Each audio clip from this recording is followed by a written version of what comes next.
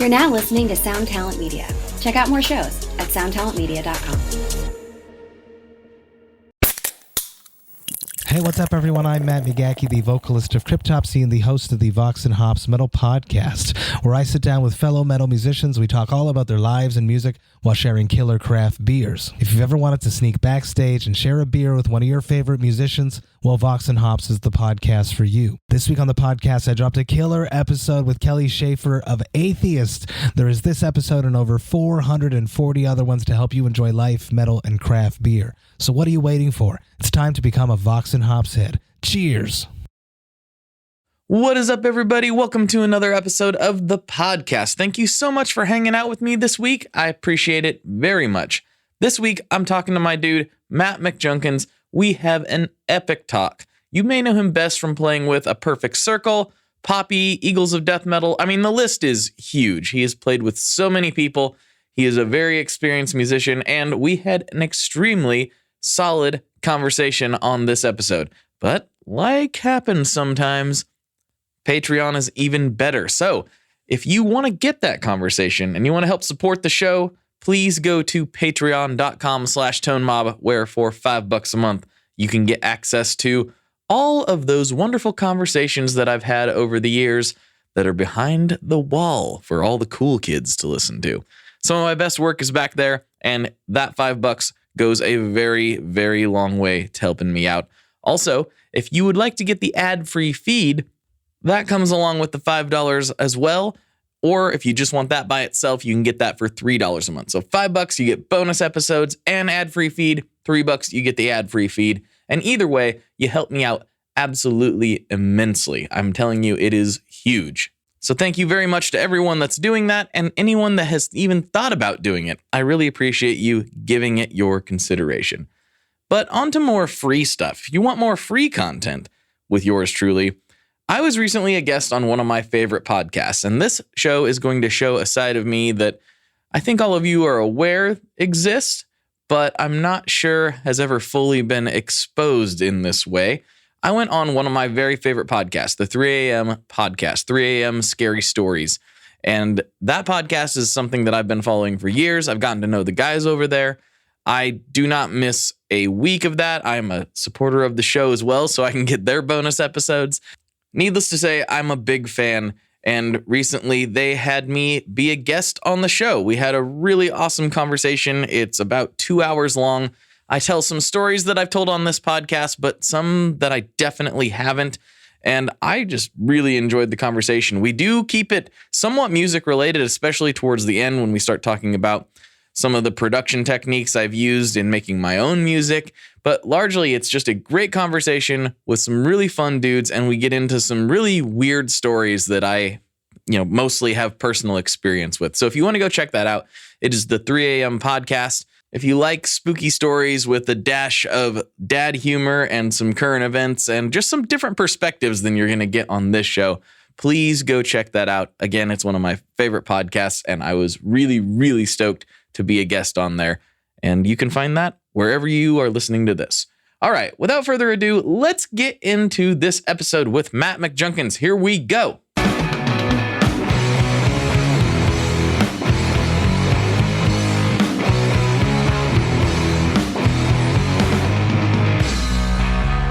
Hello, everyone. Welcome back to another episode of the Tone Mob Podcast, the show about guitar stuff, occasionally, sometimes. I'm your host, Blake Weiland, and with me today, I have Matt McJunkins from, lots and lots of stuff, so we'll get into it. But we were having a nice conversation without the mics hot, and I was like, hold on, we should just be recording this right now. So we're just going to, roll right into it. So, Nam, you talking brought up about Ryan from Fuzzrushes. No. Oh, well, yeah, of course. Yeah. Terrible guy. Terrible guilty person. of linking us up. That was very kind of him to do. I'm glad he did. Yeah. He's awesome. I was just talking about how I thought it was really cool that there's sort of this pedal community of creators and, going. I noticed that going to NAMM, that's, I don't know, a handful of years ago. Yeah. Especially if you went down to at the time, it used to always be on the C level, whatever the not the main floor, but like the underground The floor basement, yeah. is where like they'd have a lot of the like just cool sort of more like indie pedal makers and stuff like that.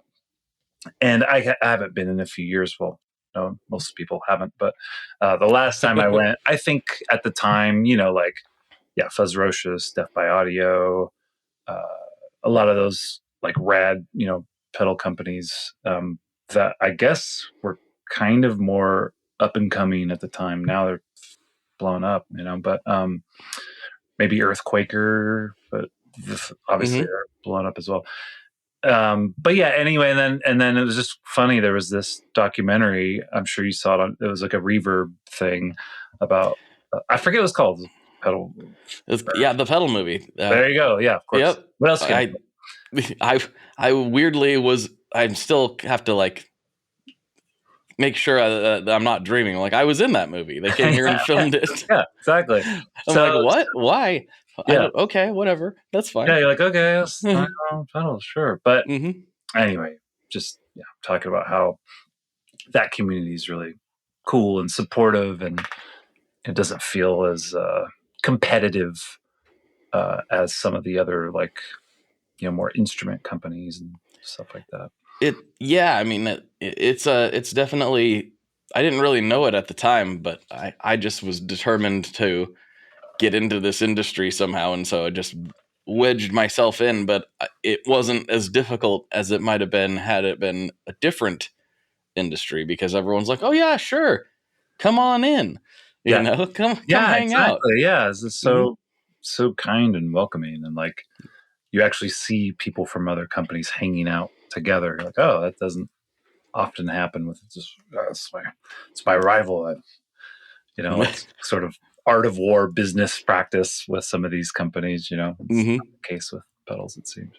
Yeah, I mean, it'll be interesting. I'm going back to NAMM it's weird. It's because it's all screwed up, but the schedules. Yeah, in April, and I'm like really curious how it's gonna go. I'm like gonna be stuck at the booth for the first time, and I've always been wandering, so this time I'm gonna actually be at a booth, and I'm not sure what to expect, because a lot of the big companies are still not going. Like, doesn't seem like Gibson, Fender, or PRS is going to be back.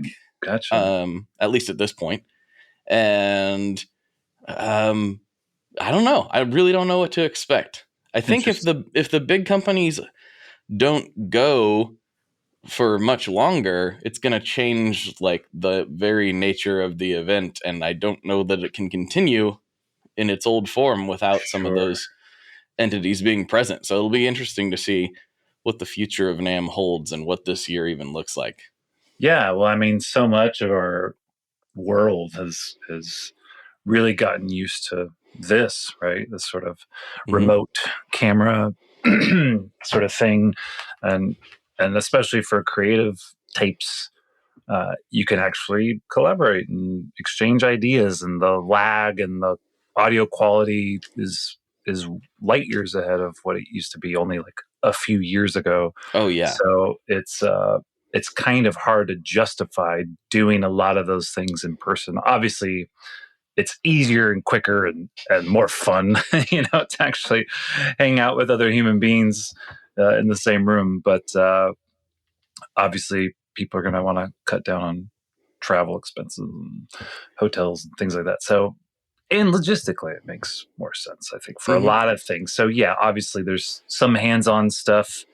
You want to check out a device or some new instrument or something, of course. But I would say a large percentage of the things that you used to have to go to a thing like that to do for some sort of business dealings isn't really necessary.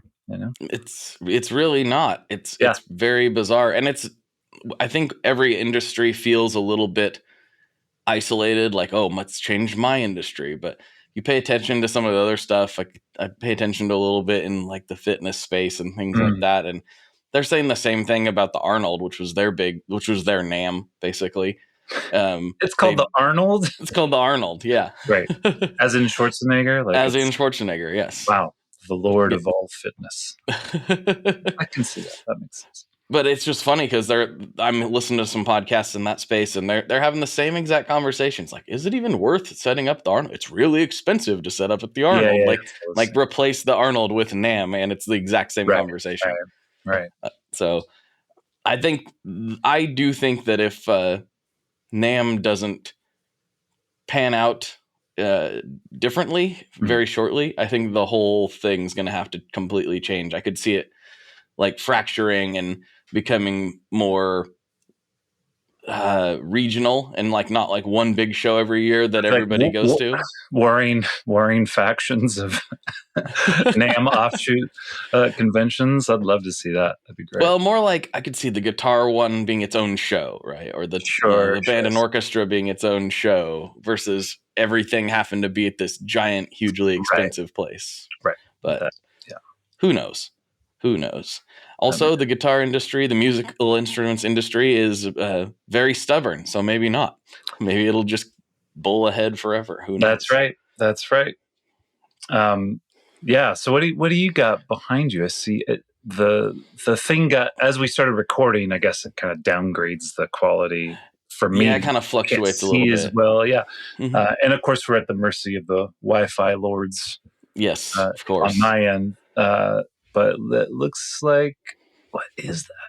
Fernandez or something? What is that? To your right, next to the Gibson or Epiphone melody maker, maybe? I got a Junior there. Let's see. No, this way. There we go. This is great. Yeah, this is great next for audio. There. Yeah, exactly. See, this is what people want to see. That is guitars behind his head. And yes, I'm inquiring as to what they are. Yeah, so that one you're referencing there is a 7-string Roni Paramore, and it's the only one that exists. Paul made one 7-string, as far as I'm aware. It definitely think that's like something I hadn't seen before. Yeah, so it's kind of an offset shape. It's not, you can't see it great in the camera there, but it's kind of an offset shape. It's black with a red pick guard, and it's got some really unique humbuckers by Roadhouse in it that I believe are the only ones that exist outside of Ken's own personal shop as well. So that's kind of a unique one there. Special. It deserves to be hung on the wall in view. Absolutely. So yeah, and then the Junior right next to it. Oh, sorry, I'm picking my nose. Yeah, Junior. And then I got a 8-string LTD there, which I am new to the 8-string world, so that's been an interesting ride. And then I got my Equits. There it is. This is so confusing. Let's just do this all day. Let's point to random things. Just point the things. It's great for everybody listening. Yeah. It's my Equits Rayburn. And it's a great guitar. We're providing accompaniment to the audio for those who aren't watching, so that they're with us. That's right. Get a sense of the space. Yes, exactly. We could be on the moon right now talking. Maybe we are. Maybe. Yeah, I guess if you listen to this far enough in the future, anything's possible. Yeah, who knows? These are evergreen.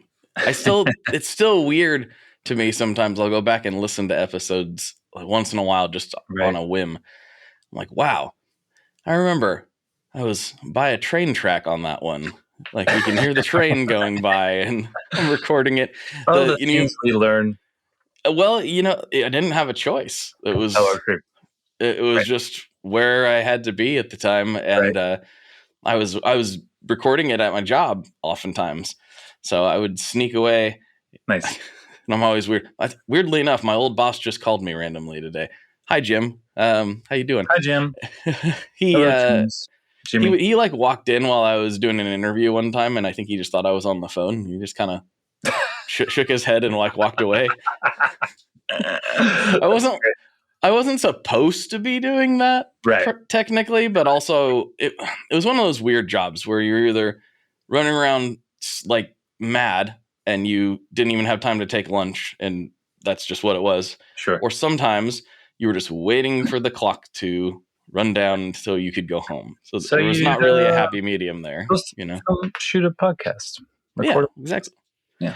The other guys were watching fail videos on their laptops, and I was like, I'm going to go Nice. record a podcast. Nice. More productive, more positive, putting something into the world rather than being, I don't know, wasting time being amused at other people's demises, I guess. So, this podcast is supposedly about guitars and stuff, but it's really about the guests. And I don't even know where to start with you because, just looking at your bio, it's easier to find who you haven't played with, I feel like, than it is to just list everybody that you have. But when did you start playing professionally, and how did that happen? So professionally, I guess, started right after music school. So I went to Musicians Institute. Leading up to that, I lived in Palm Springs. That's where I grew up for the most part. And yeah, I moved to LA when I was 19.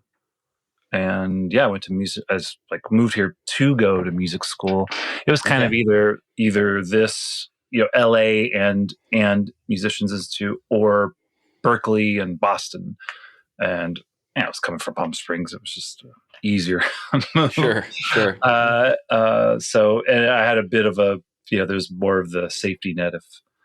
If everything went belly up, I could just drive back home, hour and a half or something out to the desert, as opposed to a 5-day drive or a 5-hour flight. And also I think I was a little more drawn to Musicians Institute because it was, and I'm assuming still is, the kind of, or at least the major difference at the time, it seemed, in those two schools was that MI was a little more focused on contemporary music and like getting you, like, its students into the world of making and playing and performing music. Whereas it seemed like Berkeley was a little more traditional, very focused. I think there was a lot of that stuff as well, certainly, but also there was a lot of jazz stuff and a lot of focus on theory. MI felt more like, just get out there and do it, kind of. Right. And we're gonna, and I didn't really have a lot of money saved up, and I was using student loans and those kinds of things, so I didn't want to go like crazy deep into to debt, or run out of the little bit of money that I had saved at the time. So I went for like a year and a half, which was like, at the time they had, I don't know how it is now, but they had it broken up as a level 1, level 2, level 3, and each level took about 6 months. So I went for like a year and a half, but I went through all 3 things. But I didn't stay to get, like a degree, or, like a bachelor's or anything like that, because I just wanted to get out and just do it. I didn't want to like spend another 2 or 3 years in a practice space and like doing all the tests and all that stuff. I'll figure that shit out as I go. Let's get out of here. It was great. It was, amazing, actually. Most things that I do, or like people I play with and have worked with, came from that experience, so going there, at the time, at some point while I was there, I think is when Barry Squire started kind of working with the school. I don't know if you know who Barry Squire is, but he used to do, I think he's done a lot of things, in the music business, about A&R and working with labels and that sort of thing. He's also a drummer, been a drummer for years.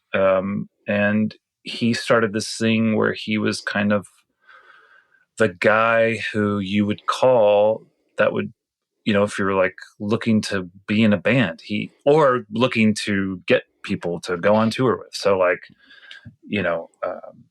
say an artist needs a drummer, a bass player, and a guitarist, they would, the label or the artist or management, somebody would call him, and they go, "We need people for this band, and we're going to go out on this tour, and it's going to be for this long. So we just find us the people, send us basically like applicants, 20 or 10 of each bass, 10 bass players, 10 whatever the range was, or sometimes they would want just a few people, sometimes it'd be like the crazy cattle call thing.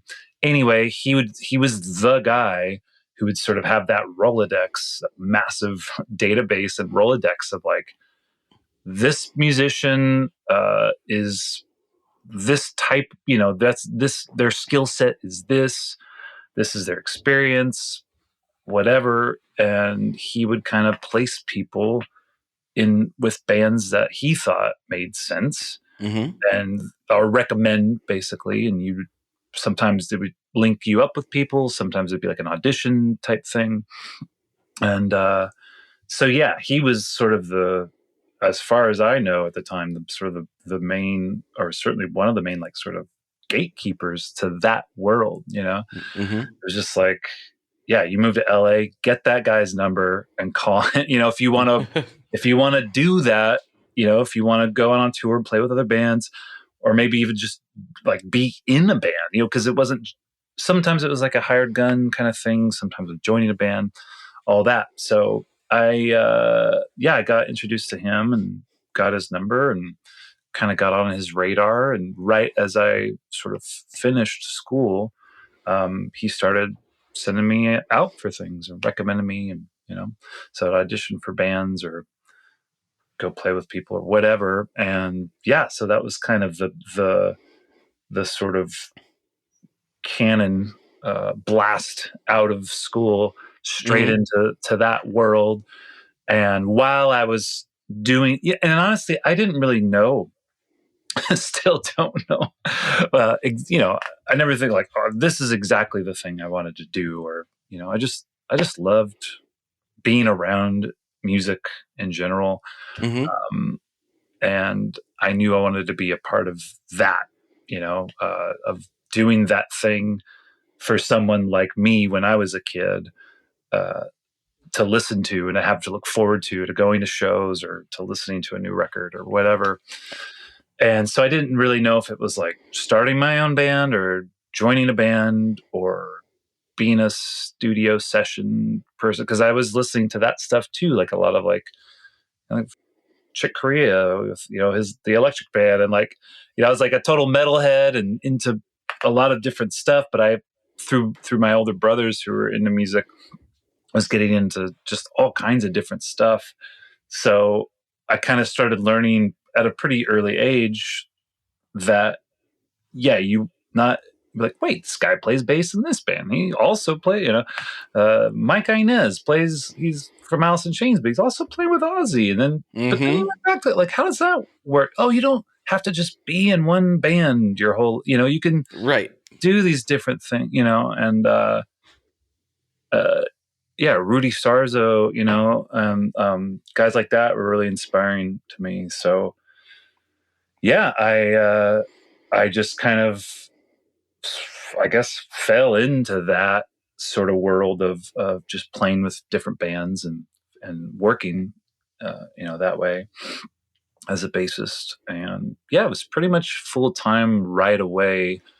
I had side jobs and stuff around town, whatever, but the goal was to always try to be working enough so I don't have to do anything else, no matter what it was. I was like, just, it was always so much more fun to play music, obviously, for me, than to work at a restaurant or whatever. Just, so I tried to avoid that as much as I could, even though I definitely still did plenty of it when I was younger. But yeah, so that was it.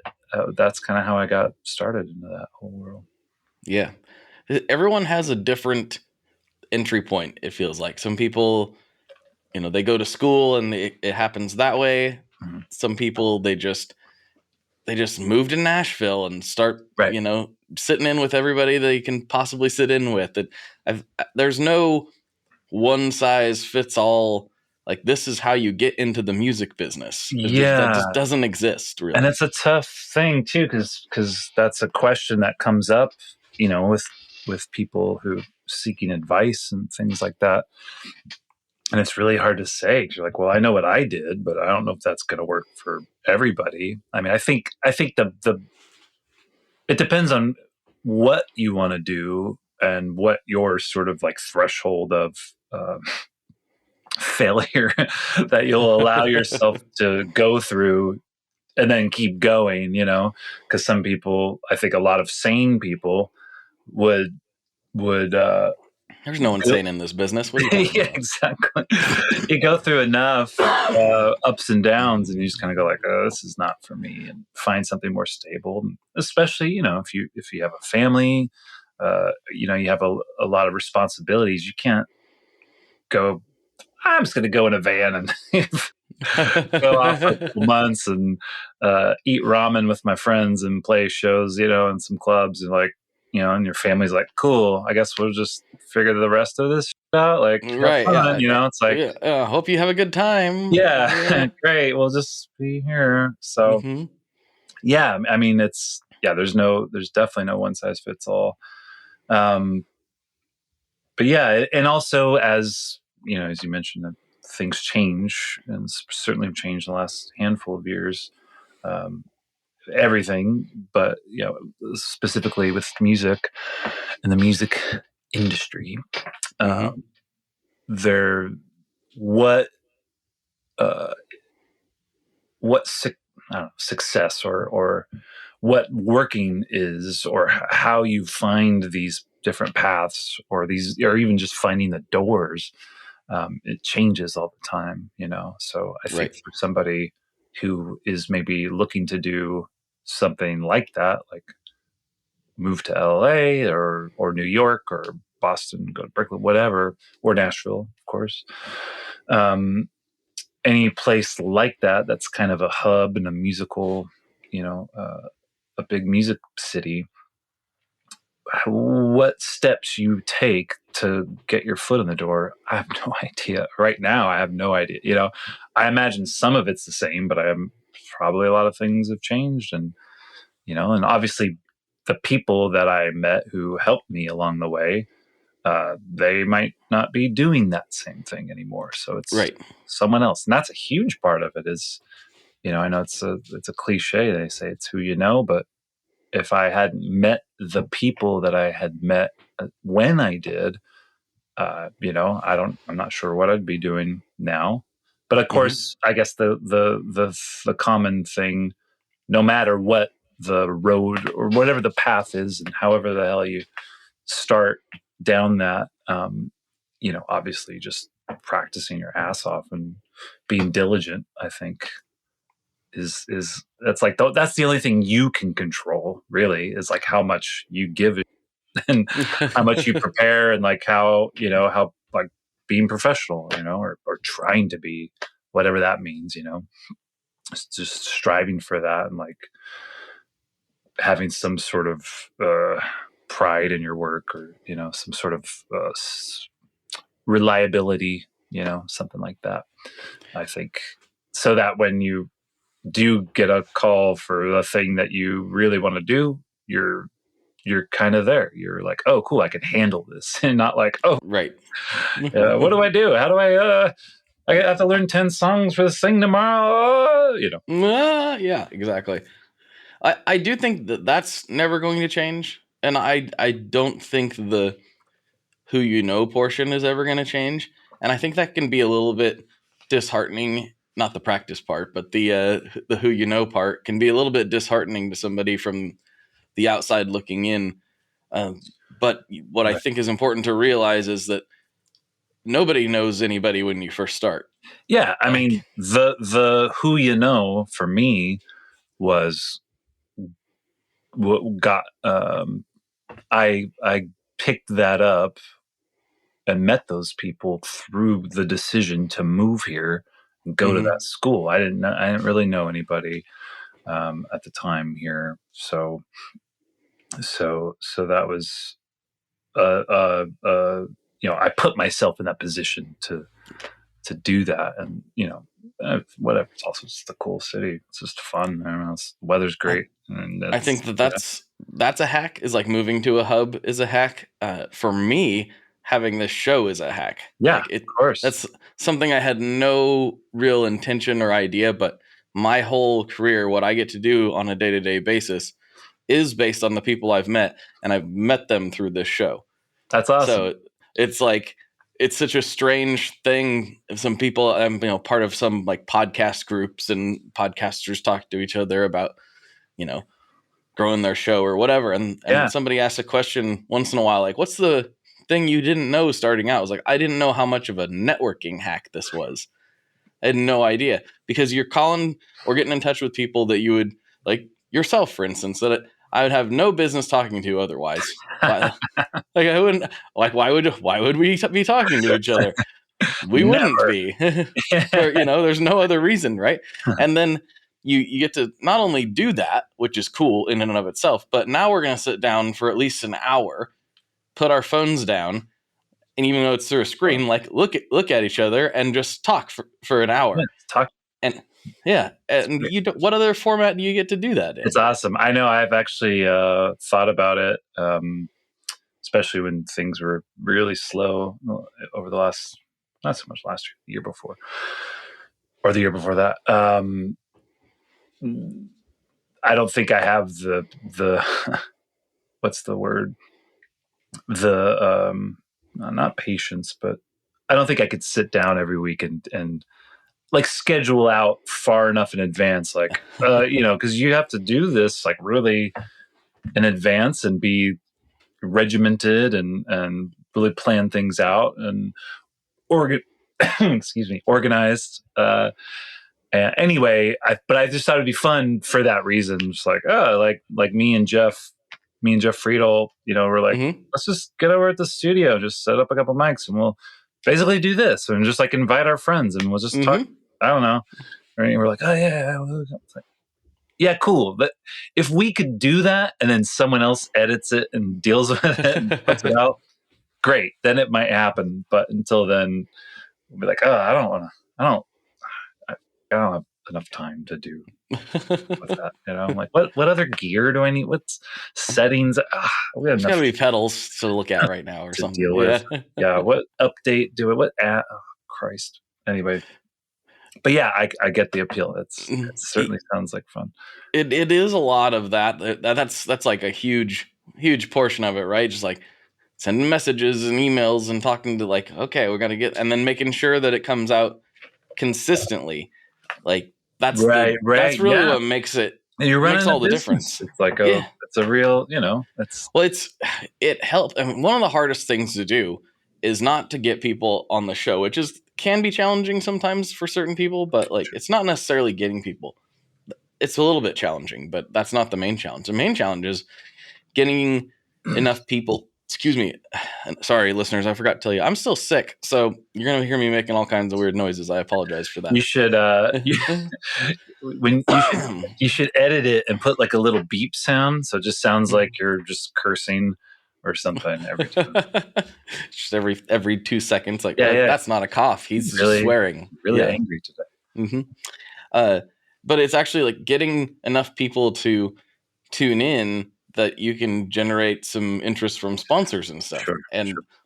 But once you do get that, then the motivation to keep consistent is a lot easier, because you're like, well, I told them that I was going to have this episode out on that day, not just for the listeners, right, but the people who are actually, keeping the lights on.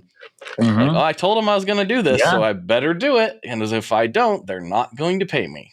That's certainly a motivation. But yeah, you're right. Even without the financial factor, just knowing that there's a deadline, because it's the same thing with making music. It's like, especially with DAWs, it's endless tweakability and re-recording things and remixing, whatever. And if you don't have some reason to have something done by a certain time, a certain date, why ever put it out? Because it'll never be done. You'll pretty much like never be completely 100% satisfied. I've said this to a lot of friends, and it's still pretty much true. But it's usually a song to me, unless there's a deadline, it's done when I'm just tired of hearing it.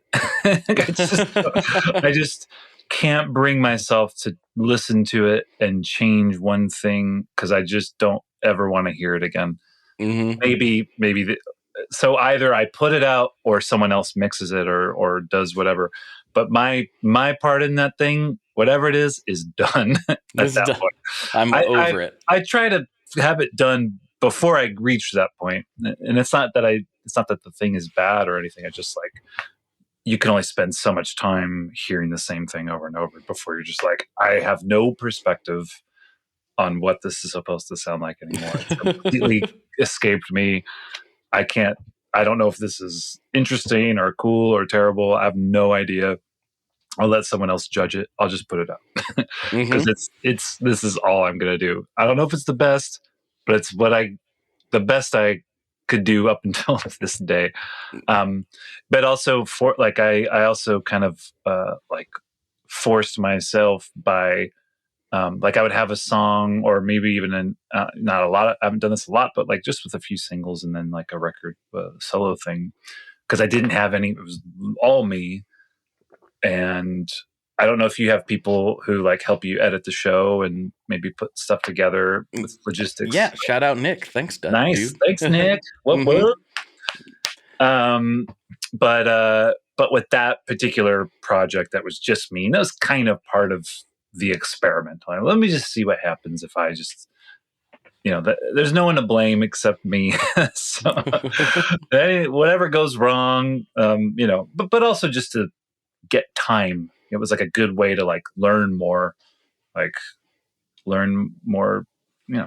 syncing up synths to different sequencers. And I want to, anyway, that's a whole nother bag, but just going like on social media or whatever, going like, hey world, I'm putting out this thing in 2 weeks. And I was like, I actually got to put it out. Yeah, you actually got to do it now. Yeah. Because I think it, in some cases, if not all, I would announce a date and pick it out on whatever the TuneCore or something or Bandcamp or whatever the thing was, but it wouldn't actually be done. I'm just like, oh yeah, I actually have to. Okay, I do it now. Yeah. Now I have the deadline. Good. It was like a good thing. Anyway.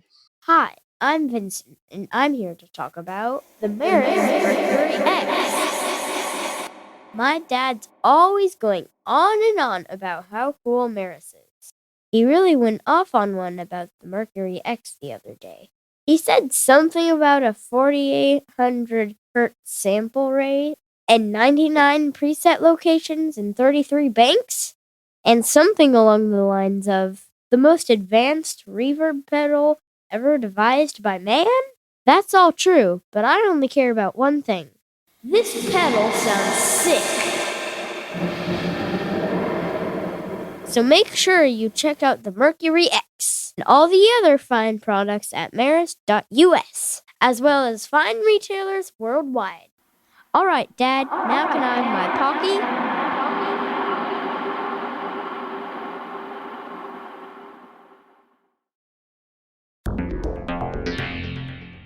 How exactly do artists get their music on Spotify, Apple Music, Deezer, Tidal, all these services? How in the world do you get your music there? Well, in the past, you had to use something called a record label. But these days, you can use DistroKid. DistroKid is the absolute easiest way to get your music up on streaming services. And it's the most affordable way to do so. Not only do plans start at $22.99 for the entire year, that's less than $2 a month, DistroKid also does not take a cut of your streaming revenue, unlike some other services out there. Even better if you sign up by going to tonemob.com/distrokid. That's tonemob.com/distrokid. One more time, that's tonemob.com/distrokid. You'll get 30% off. That's right, 30% off their already extremely reasonable prices. So go to tonemob.com/distrokid and get your music out there. I think that's huge. I think it's really important. And I know for me, I've told this story like a billion times, but not to you. So here we go again. In 2021, I was like, I want to put out a record. I'm tired of just doing pedal demos and whatever, just showing off the gear, which I love gear. I'll never not love gear, but why did I get into gear in the first place? Was because I love music. Right. Like I didn't get into distortion pedals because I just thought distortion pedals were so interesting. You know? I feel like there's a Hard Times article coming on, like, it's about somebody who they have no interest in music. It's just purely gear. Yeah. I saw Kurt Cobain's DS1 and I just knew I needed to have one. I just love that. Yeah. Anyway. But I did that. I put a deadline on myself. I was like, I'm putting out an EP on this date. And it wasn't even close to done. I had like a half a song done. It's great. And I told everybody about it.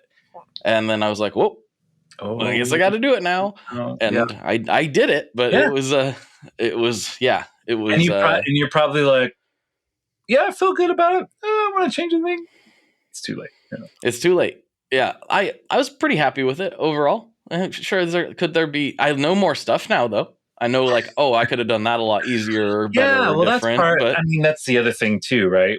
I imagine with the podcast, you must have gone through this in early days, and I think it's the same with anything, especially when you're new. Is learning to be comfortable and secure enough to let go of something that you've made, and knowing that, yes, a year from now, I'm going to listen to this and have some, maybe not regrets, but some like, wish I would have done that, or wish I would have taken that thing out, or would have tweaked this, whatever. Anything that anyone creates, I'm sure feels that way about a movie, a painting, a piece of music, whatever. And certainly with a podcast, right? Like, maybe the way you recorded it, or the mic you used, or the way it was edited, or the way you put it out, or whatever. And but you just got to do it, because that's how you learn, of course. So the more you do that, the more you put it out, the more feedback you get from other people, the more you just can go through that yourself, the whole cycle, because you can't recreate the feeling of putting something out and then learning from it. Bless you, sir. You hit the mute and then did nice. I got to mute it that time. Sometimes I had a little bit of warning. Still an opportunity for the you can do it over me at random points too, so it just sounds like I guess I do this a lot anyway. Sorry, Mom. So just going through the act of putting the thing out, and like knowing that, like, look, man, this isn't going to be the White Album. It's right. It's just going to be whatever this is, and I'm just going to live with it, and then I'll do something else next time, and it'll be the thing for that moment, and that's fine, And just as long as I think I used to be more obsessed, and I've heard a lot of people say this, and I kind of starting to understand it a little more now, is that the process of doing the thing is the fun part, and kind of why you do it. Of course, there's the thing at the end, the product, as the people in the biz like to say, but that the album, the episode, the whatever. But for the people making it, man, you better have fun and enjoy doing it, because once you do it, the fun part's over. Once it's out, you're like,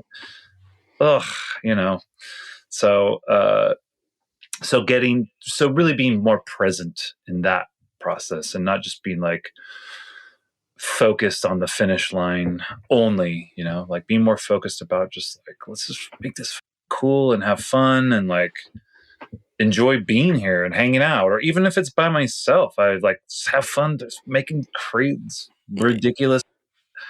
And then, because as soon as I hit stop, that thing's over, and then I gotta edit it. That's not it. Or whatever. Mix it, and that's still pretty fun. But once you put it out and all that, it's over, right? Yeah, the magic is sort of whatever magic that you felt is over. So I'd rather just have more of that, and it's nice to just put out more stuff, like put out something into the world, instead of just tweaking a few things. I'd rather. I actually kind of want to. I haven't done this yet, but when time allows, maybe I'd really like to just do some things where I just like put out like a record a week or something, or a song a day.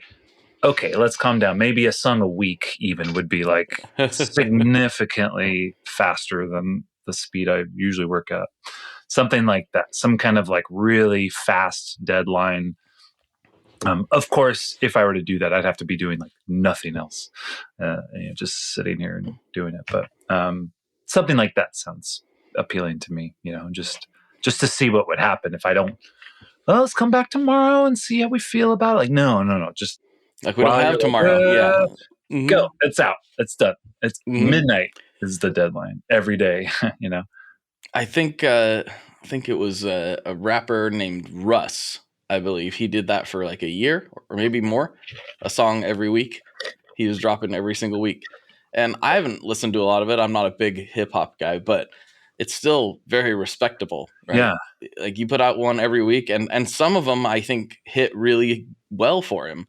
I'm sure they weren't all gold, but the process of just doing that. Yeah. And that's it too, is like being okay with that. Like not having this like stranglehold on like everything has to be perfect. And then it's, it's like, it's not going to be, even if you want that and you treat it like that, it's just not. Even the greatest bands, greatest artists, greatest records of all time still have a lot of songs on them. People just don't talk about it. They're like, oh, this is amazing. It's like, cool, put on the whole thing and just sit there and listen to it. There's gonna be some moments you want to fast forward through. Yeah, usually. So just let go of all that. Just put it out. Have fun. Put it out. Put stuff out there. That's been a reoccurring theme on the show. Just do it. Just rip the Band-Aid off and just go in, whatever it is, if that's YouTube, if that's podcasts, if that's writing, whatever endeavor you're trying to pursue, just do it, because that's the only way it's going to happen. And if it's not perfect, that's fine. It's never going to be perfect. Don't worry about it. It's definitely not going to be perfect. Yeah. Nothing is. I mean, even think about, like, really listen to Led Zeppelin sometimes. Is that perfect? No. There's all kinds of sloppy notes in there. I know. I bring it up to people all the time, especially with talking about in lessons about the massive difference between the sound of recordings and the feeling of it now versus like 70s or whatever. Obviously the 50s and 60s, the sound of the recordings has a very different thing, but also the types of players, because I think, as far as I know, for the most part, you'd have a band or a group or an artist, and they were sort of the featured thing or whatever. And then the people playing on the records, it was such a costly thing. And there weren't a million studios. So like to get the people and the budget and all of this to do that was pretty limited. So they've had things like Motown or the Wrecking Crew, or it was just like, or Muscle Shoals, it was just like this collective of badass musicians who just did that all the time, who were really well trained, really professional, could nail things in one take and just like, boom. That's who was on a lot of those recordings up until a certain point, I guess, post Beatles. They're kind of I guess generally the band you think of is like, oh, they play all their own. Mm-hmm. The first ones are making that like a really popular thing, right? Bands like the Stones and Led Zeppelin and all that, where it's like the people in the band are actually the ones on the recordings now. Guess what? They're not. They're definitely less than perfect, And they're not Wrecking Crew. That's for sure. Yeah. They're not because they're not doing that all day every day. They're out living life, and they're awesome musicians. But like they're just not super. It's just a different mindset, Mm-hmm. of like studio cats versus band folk. And Studio cats versus band folk. Yeah, or even now to this day, it's like people who tour a lot more, even as professional sort of backing musicians or hired guns or whatever. Like being in the studio versus touring, that's so different. I mean, the mindset's so different. There's a lot of people who really focus more on one thing or another. It's very rare that you have somebody who's like really, really great at both, But anyway, you hear a lot of clunkers on those old records, and I love it because it's, the vocals aren't perfect. They're not tuned. There's some, God, I really enjoy Gene Genie. David Bowie. There's this, there's that going into that first chorus where I think it sounds like definitely a guitar and the bass. So I'm gonna say the whole band, it sounds like, goes to the chorus before they're supposed to, or maybe they go when they're supposed to and he's not ready. It's like there's like a little bit of a hiccup. It's like bump bump bump ba-da-da-da, and you can hear him go, get back on that. I don't know if it's maybe it was like a manufactured mistake or something, but it sounds pretty legit because it's like a little bit shaky, and they're like, oh, here's the chorus, and then they go, and I love that. It's so that never would happen for the most part with especially anything like big, that you hear on the radio or something. Like that was a huge hit, big single back in the day, and it has that moment. Like millions of people tuning into the radio. It's great. It's just that just would never happen. Or like, a drummer doing a big tom fill and like hitting the rims on the, the sticks hitting the rims, like you'd hear that all the time on these, especially like old rock records. I love it now. I'm like, oh, like I just, anytime there's one, I'm like, oh, I want to hear that again. I want to hear that. Oh, there's humans on here. What's going on? Because there's humans. Yeah. And there's some kind of inherent character. And I heard, I'm not smart enough to even attempt to explain how or why this is, but have you ever checked out David Byrne's How Music Works book? I have not. It's great read. It's kind of a broad range of topics. It's really cool. Like just going from, how we perceive music mentally, and like what goes on in our brains, or or how it affects people emotionally, and and then there's like a chapter on how acoustic spaces evolved, and it's really cool, and it's it's in his style. If you ever listen to him do like a TED talk or something, or if you're a fan of Talking Heads or his solo work, it's certainly even more interesting then. But and he definitely talks a lot about there's like a whole chapter on like, or maybe it's the same chapter about acoustic spaces. He's talking about like the scene, like the CBGB's thing and all that. And anyway, that whole evolution of like how things kind of change over time, and it's really interesting. Anyway, just trying to think of he breaks it down in a really kind of interesting way, that's way more specific. So he's talking about when you go to listening to digital music.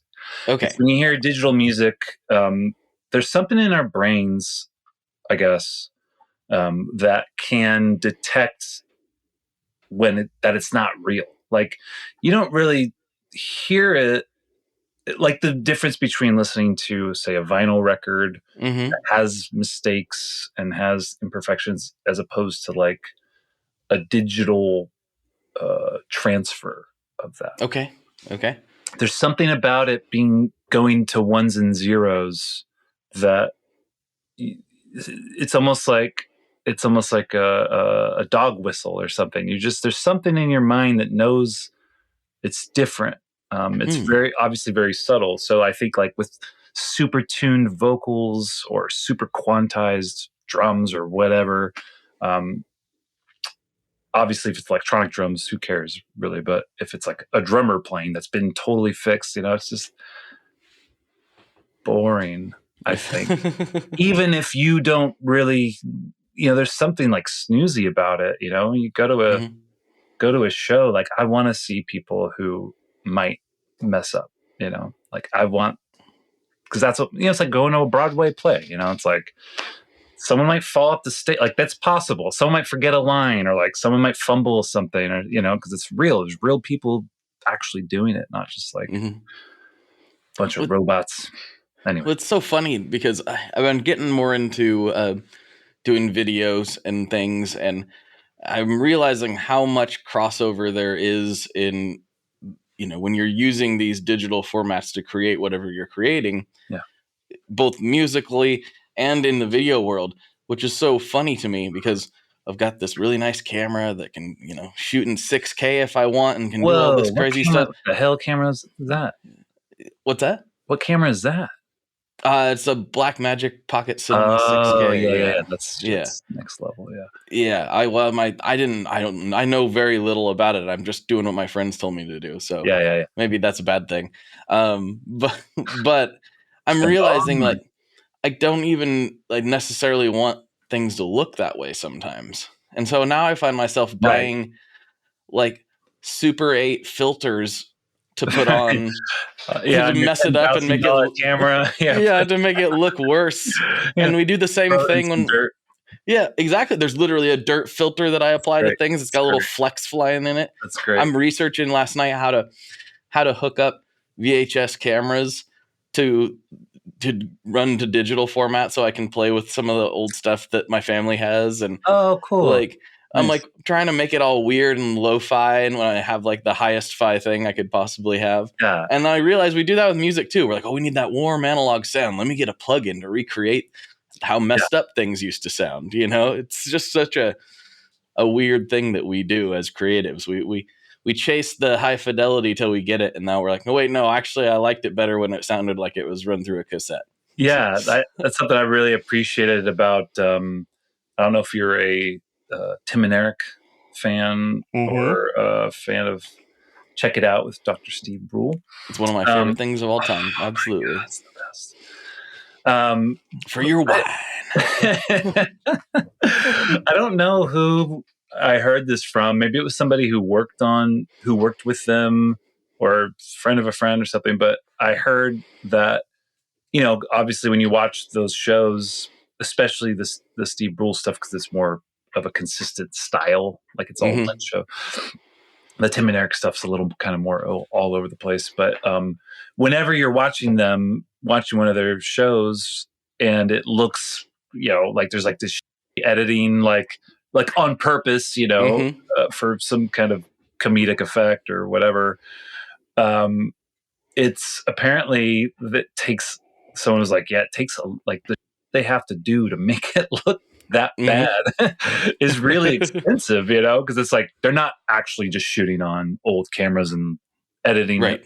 They're basically doing what you're describing. Is like, they do it all modern, and then they have to go through all these like different applications and different programs to run it through all these different things, and probably different teams of people. Actually, I think maybe they do a lot of it themselves. That doesn't surprise me at all, because it's so specific. There's like such a style to that, and it's so great. But yeah, apparently it's kind of similar to what you just described. We are brought to you today by Sweetwater, specifically the Gear Exchange. You may have heard about this. This is a place where you can go to buy and sell your used gear. Maybe you got a pedal over there that's just kind of collecting dust. Maybe there's something you've been eyeing from the Sweetwater catalog.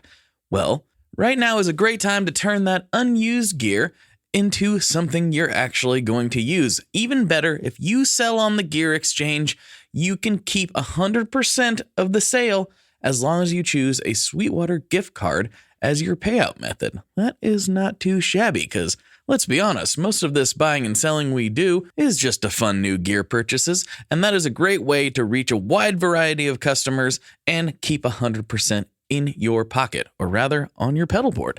So go check out the Sweetwater Gear Exchange and turn that unused gear into something that's actually going to help you write that next huge riff.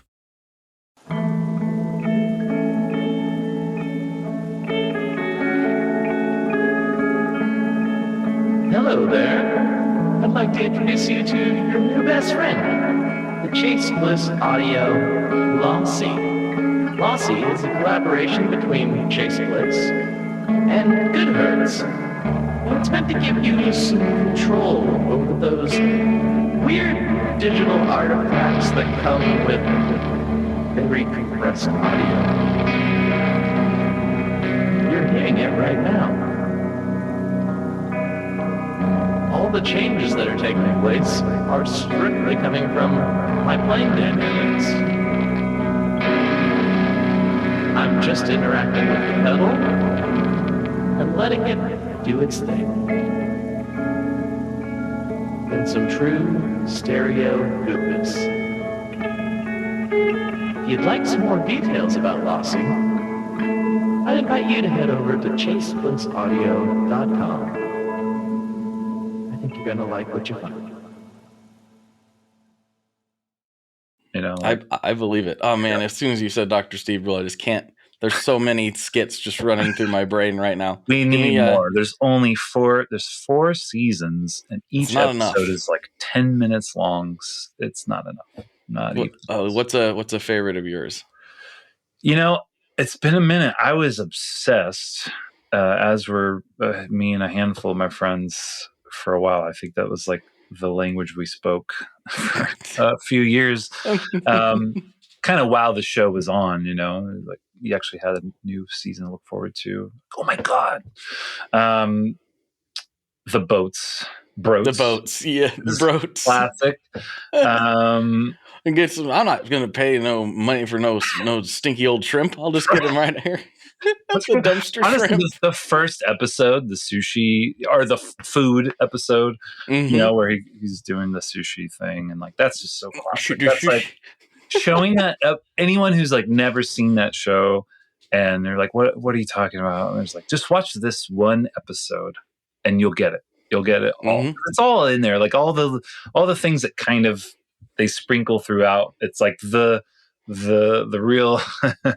It's like a real sample platter of all the greatest hits of Steve Brule. I think Steve Brule is a national treasure. We need more. I know, more. So good. Yeah. One more thing to your comment about the video stuff. I picked up this cool thing from Critter and Guitari called the IZ. It's sort of the same form factor as the Organelle or one of their other synths. I forget. I know they have a couple. Well, I have the Septivox, but I know this is another version of the Organelle that I think is like maybe a little smaller. Okay. Anyway, it's looks like that, but it's a video synth. So it just generates these patterns, and I guess it's analog. I know nothing about the video world whatsoever and how that works, but I just saw a bunch of demos of it. I'm like, that thing looks cool, and I used it to just kind of make some of my own videos. And I just picked up like an old TV, like an old tube TV, ran that thing through it, and you can get crazy with like MIDI, you know, sync it to MIDI and like have it kind of run through a specific sequence or that sort of thing. Also, you can just kind of tweak it and sort of play it like an instrument on the fly, which is kind of what I was doing. And then just filming that to the music. You can also sync it up so that it like reacts to the music as well. So it was really interesting gadget that I thought was really cool to kind of. That sounds like fun. I'm gonna have to check super that out. fun. It's super fun. It's really cool. Yeah. Thanks for that information. I've Yeah. never heard of that Check before. it out. They made some other smaller offshoots, like that one does. It's got a lot of different things in it, a lot of different presets, a lot of different shapes and designs and colors. But then there's like some smaller ones that they made that are like just a black and white one that does only like a handful of patterns, but it's like more specific to that, I guess, to that look, like grainy. And it looks, it's like if you put it in an old tube television, it just looks like an old video game. It's very gratifying somehow. It sounds like a lot of fun. Yeah, it's really cool. Well, we are approaching the end of the main episode, and I have some classic questions I like to wrap this up with. But before I do that, I like to give the guests a chance to take the floor, plug anything they want to plug, shout out their grandma if they want, or do whatever. This is your chance to talk to a couple thousand people, right? Oh, geez. Yeah. Hi, everybody. My Dr. Nick impression. Since your guy's name is Nick. I don't know. I'm getting ready to do go out on tour, the Celebrating Bowie band, with Scroat, Peter Murphy, Adrian Ballou, Mr. Jeff Friedel's playing drums, Royston Langdon, a bunch of other rad cats. That's going to be super fun. I'm a huge Bowie fan. So that to me is like the closest thing I could imagine to being like playing in that band, kind of, playing with some of the guys who did play with him, and then just playing those songs. So that's going to be super fun. That's incredible. Doing the homework is a pleasure. It's like, oh, cool. I was going to learn a bunch of Bowie songs. Damn. That's not a bad way to spend It's not what I would do anyway, right? Yeah, it's like, it's great. So I'm very lucky that I get to do that and have that opportunity. So yeah, that's going to be fun. That starts in like first week of April. We start in Texas and then kind of make our way around and end up, actually, I think Portland is one of the last shows. Oh, really? Or maybe Tacoma, but definitely like in the Northwest. You're in Portland, right? I'm in Portland, yeah. Yeah. Yep. I'm very fond of Portland, Oregon. So, well, if you end up here, we'll get pizza. Come out, please do. Yeah, let's go get some Voodoo Donuts. Go to Dante's Pizza. What would we be got some spots? Okay. Oh yeah, I remember a great sushi place where just everything was massive. I forget what it's called. It's really good. Bamboo, maybe. Maybe. Oh, good. Maybe. Salt and Straw is from. Well, we have those out here now, but I think it originated there. It did. Pine State biscuits. Yeah. Oh yeah. Now you're talking. How about Tasty and Sons? Tasty and Sons is great. I love Tasty and Sons. Come on now. It's not really around anymore. It's kind of in this weird. There's Tasty, which is more it's out in Lake Oswego. Is it a different? Which is like associated somehow, but the original Tasty and Sons is not there. And then there was Tasty and Daughters, and it's very confusing. I'm not sure exactly like what all happened. Oh, wow. That's such the OG spot was so good. Yeah, go out to any Edgefield. What's the... Oh, McMinimans. McMinimans is a solid choice. Yeah. I'm just going to keep dropping names. I haven't been out there in a minute, actually, so I'll be curious to know what's new. We'll take you around. It'll be fun. Yeah, please. So that tour is going to be a lot of fun. Producing and co-writing a couple of different projects. So hoping to have those done by, in the next couple months, kind of leading up to that tour. And then I think we'll be tracking a lot of stuff in May. So hoping to wrap by like June. with like 3 records, and then however long that takes for them to get put out. Cool. So I guess probably not till maybe the fall or maybe something like that. Actually, I have another record that I already worked with this artist, Lux Lawless, Lydia McIntosh. She's been amazing. We've worked together a lot in the last couple of years. It's really fun to kind of just get in the studio, especially when like things were pretty limited. We're just like, let's just make some music, you know. She hit me up and was like, well, let's do stuff. So Cool. that's been really fun. Yeah. So doing a lot of stuff. I do a lot of stuff here. This is sort of like my writing, and I track a lot of stuff here, but it's mostly like synths, drum machines, anything that's like a DI essentially. I'll do actually a fair amount of vocal tracking here as well. A lot of times with this mic, or an Origin or something. But yeah. Then if I'm not here, I'll go over to Jeff Friedel's studio called Secret Hand Studios. Shout out to my boy. That studio has helped save a lot in the last few years with just having a place to kind of be a second home. We've been working out of there a lot of times together, sometimes like remote tracking stuff or things that I'll be producing, and then Jeff will play drums in, and sometimes he'll be producing a project. He just produced a record with this band called Loser Company that I engineered and mixed the record, you know, so like we just kind of like, hey man, you want to work on this thing? Like, oh, you're doing it? Yeah, all right. Yeah, sure. Sure. Let's do it. We've done this before. Why? Yeah. If it ain't broke, don't fix it. Yeah, Right? it's kind of like a silly joke with how many bands we've both played with together or worked with now. And that list continues to grow, just doing different things. The beta machine.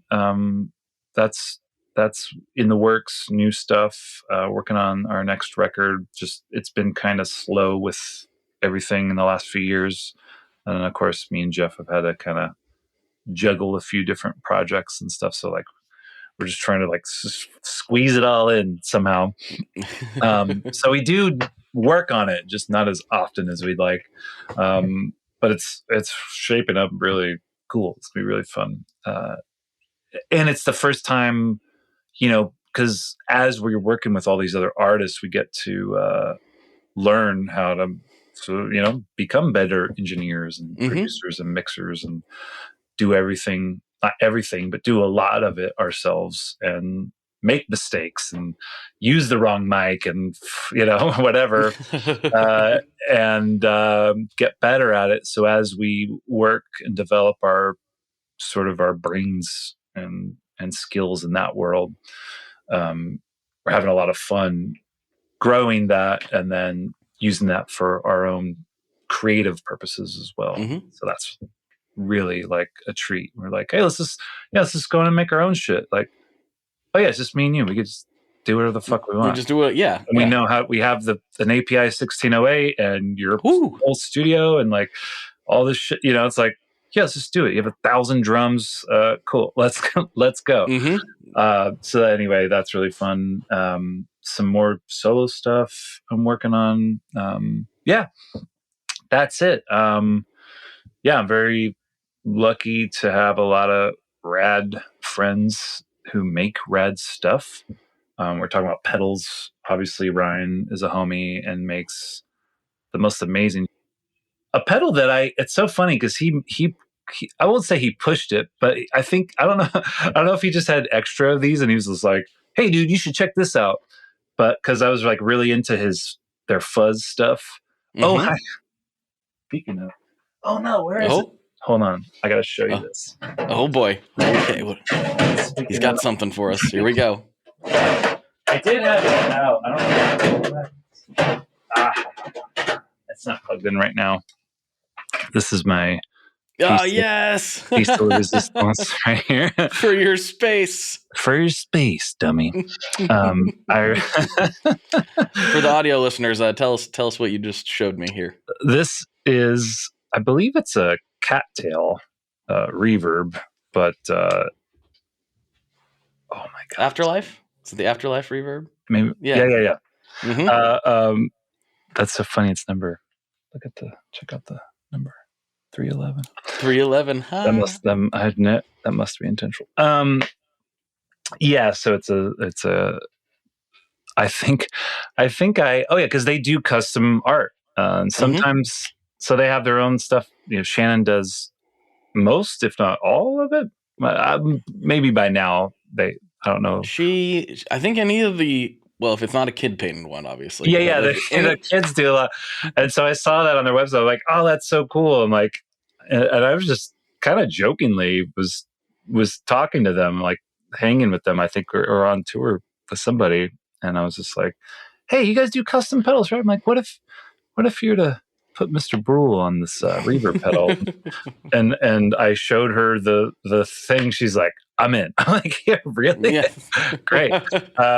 Cool. So yeah, they whipped it up. It's really sweet, really special. Yeah, obviously sounds great. But more importantly, I mean, look at this thing. It's pink sparkle. Pink sparkle. Sparkles. Dr. Steve Brule. Such a great piece. For your space, dummy. I love Poison Noises. This, I don't know if you've checked them out, but they've been awesome in the last few years. I think, Jordan just started building pedals. Yeah, not too long ago. Pandemic style. Yeah, just kind of went, I'm just going to try this. And I think this was their first, this is like version 3, maybe version 2. Yeah, I think it's version 3 of this pedal, but that's the Jam, the Crook, and so many other great things. Death by Audio, it's been great lately. Screwed Circuits. Do you know Screwed Circuits? I don't. Based out of Montreal, Dan's thing, really cool. They started a new thing called. Where I have the Irvine's Fuzz. I just got a lot of stuff over at I just came from the studio, so a lot of it's just sitting in my pedal board case. But I actually have a new one I'm supposed to give to a friend that I need to deliver. But anyway, really cool. They don't have a ton of pedals. It's like really boutique and crazy, well made stuff. Like Irvine's Fuzz is like this awesome fuzz that also has like a sort of a tremolo wobble effect built in. There's so they're working on this reverb tower. It's like a spring reverb tower. It's called The Tower. And it's like this huge wooden sort of cylindrical tower device that looks beautiful. Even if it did nothing, it would just look cool. And that's kind of in prototype mode. But I have had the chance to try one out with them. And so that's going to be, I think, something they're still developing, but that thing's amazing. I went one in here. But yeah, I don't know. I just got hip to, not hip to, but got there? Getting into fretless world. Yeah. This Tony Franklin, P-bass, Fender so P-bass. Cool. Yeah, I'm awful at this still, but I've been wanting to get into fretless for a while. I've had some buddies who kind of, Juan Alderete, of course, is fretless king, and I actually went to go see Pucifer at the Greek. Oh God, is it last year? And they were really not everything, but a lot of stuff was in fretless mode. I think especially on the last record, Matt Mitchell and Greg Edwards playing a lot of stuff. But at that show, I think Greg was maybe doing Failure at the time. So Josh Moreau was playing bass with Pucifer at the time. And anyway, he's playing a lot of fretless stuff. I was like, damn, that sounds good. And it looks fun, just like, just fucking mooing all over the place. And like, it's just a cool sound. There's just something really gratifying about it. So I've been kind of like had that in the back of my mind for a while. And so I'm like, okay, it's time. It's time to take the dive. Time to go fretless. I'm working. Yeah. It's fun too, because it's like, it's kind of, in a way, feels like I'm a little kid who has to like learn how to play bass again. I'm like, oh. So yeah, that's been really fun. But anyway, those are all the things going on. Yeah, it's crazy. I don't know if I'm a workaholic or if I just really enjoy making music and like playing. I don't know. It's just photography stuff is became of bigger interest, and a little bit of video. But the last year or so, I just have not really had much time. But I started doing stuff where I was like making my own videos and just like, shooting a lot. And I want to get back into that. I think I'll use this upcoming tour as an excuse, maybe. So maybe when you see me, you'll be all up in your grill with a camera. Sounds good. I'm here for it. Drone and a bunch of like, hold on, wait right there. Hold on, just hold that pose. Okay, like this. Oh, I got to switch the lens. You know, I'll be that annoying amateur photographer guy. Yeah, I've been that guy before too, so it's fine. What's up with you? How about that? Why don't you shout out some stuff? What are you doing? Oh wow, what's up with me? I shout out things constantly. I do that in the intro of the show. I do, generally speaking. So whatever I'm trying to plug at the moment, go buy some Stringjoy strings, everybody. Please, my family likes to eat. Please go buy them. Lisa, may I have some more? Yeah, exactly. So yeah, I'll do my own plug-in. All right. You tell me off camera. How about all right. That sounds good. But I got two questions for you. Oh, and then, let's then go. We can go. All right, here we go. First one. What is your favorite Boss pedal? That's an easy one, actually. I was gonna make it sound like it's this.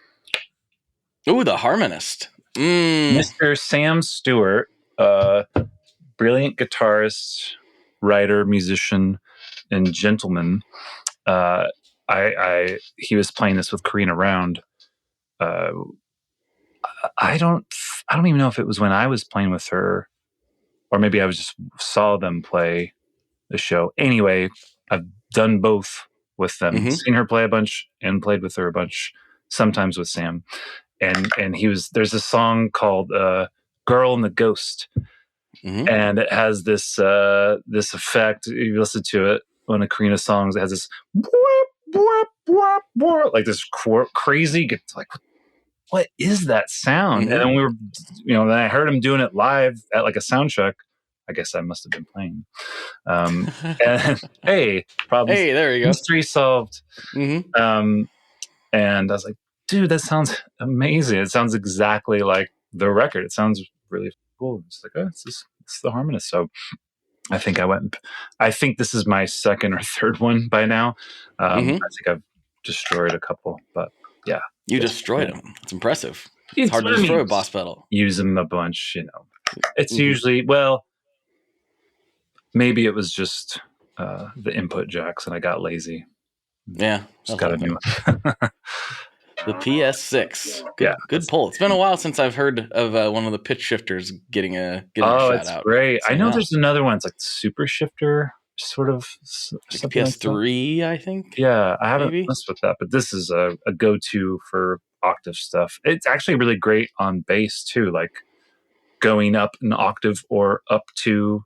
There's also a setting that I think it's split. It's like up 2 octaves and then an octave below. And then you can mix that in with your dry signal. And it just does some weird. I like it because it doesn't track.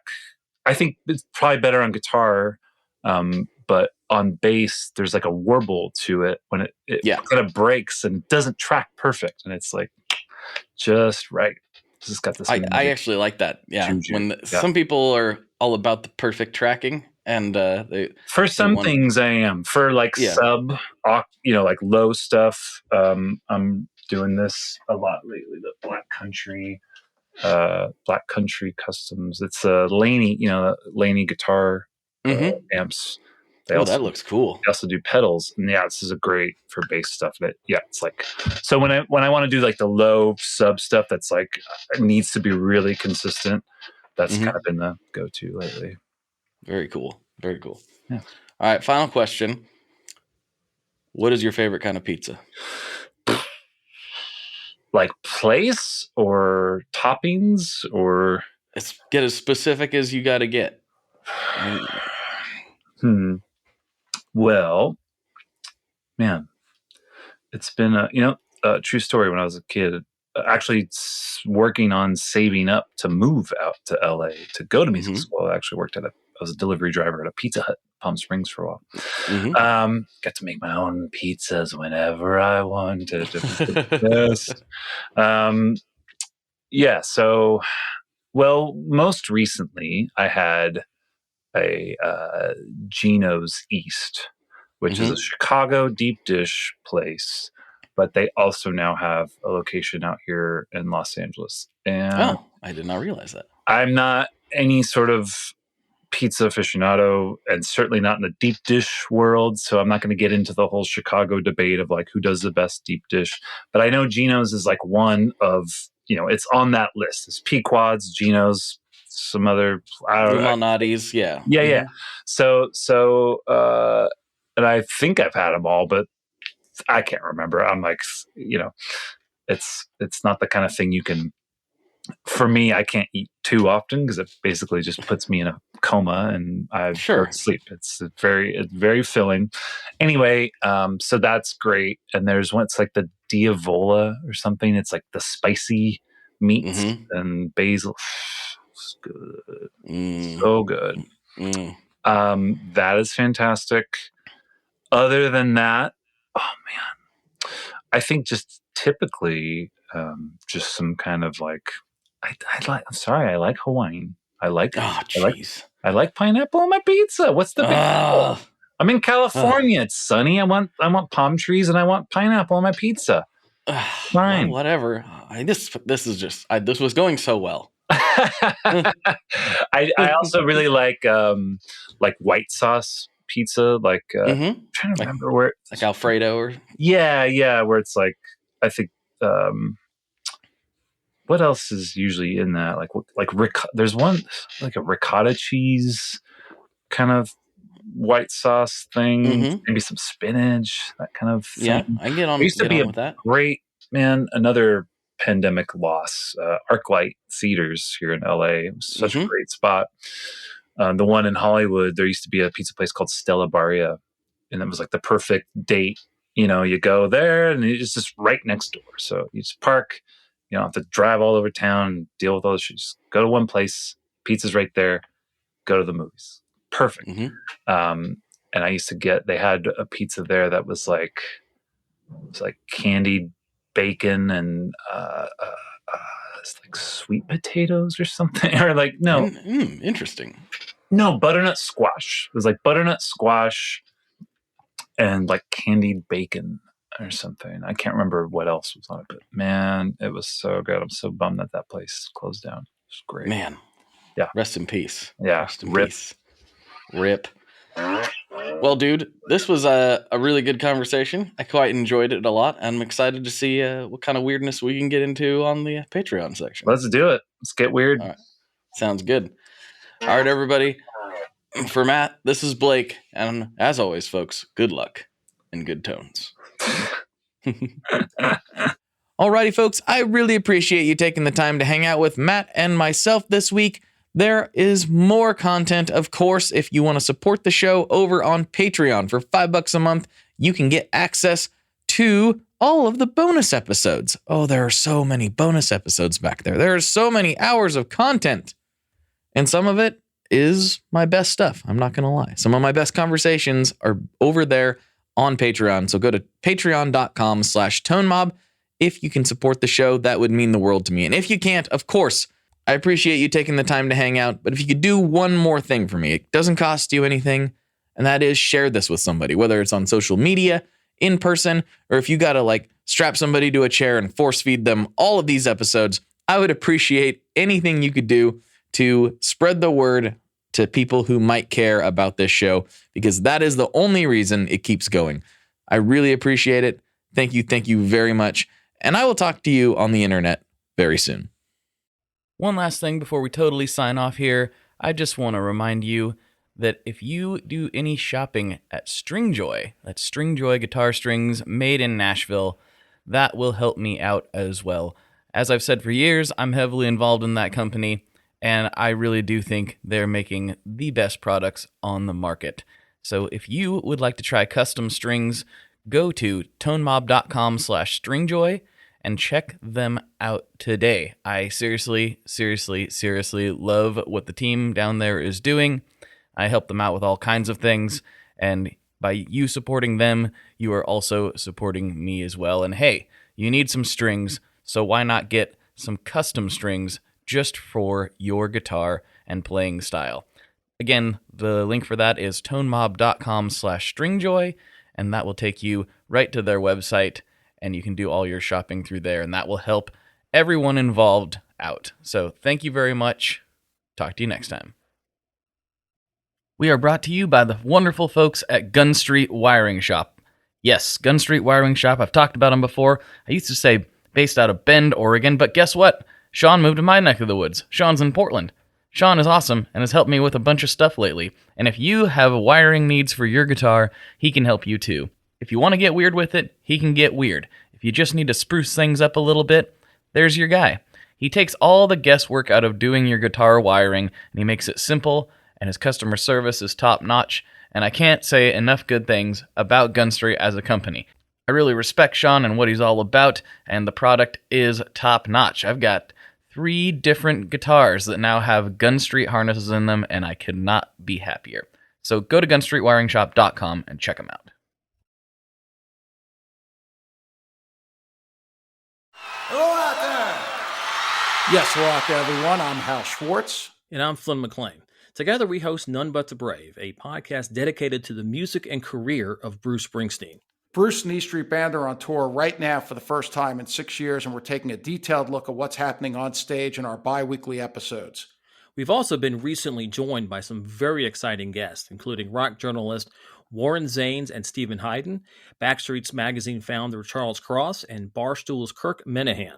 If you're a diehard Springsteen fan, this is the show for you. So please subscribe to None But the Brave on your favorite podcasting platform, and we hope to see you further on up the road. Thank you so much. We'll be seeing you. This is Krista Makes, guitarist and vocalist for Less Than Jake, and host of Krista Makes a Podcast, a songwriting podcast where every week I'm joined by an amazing guest to break down the writing, recording, and release of one iconic song from their career.